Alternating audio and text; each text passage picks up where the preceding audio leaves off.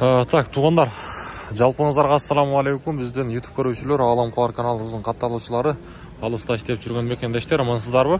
Баарыңыздарга Ноокат шаарынан салам айтабыз.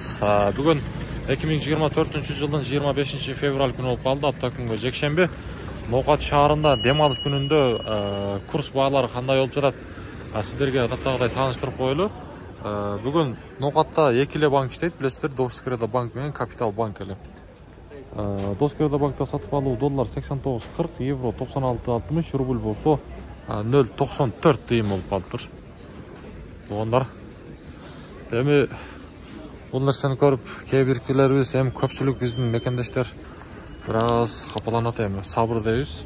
Обменниктерде болсо доллар 89.60, рубль болсо бул жакта дагы 0.94. Кийинки обменниктер дагы эле мына ушундай тугандар. Бул жакта 65 экен доллар. Рубльдин абалы мына ушундай тугандар. Буюрса эми жакшы ниет кылабыз, көтөрүлүп калат деген жакшы үмүттө болойлу. Лайктан басабыз тугандар.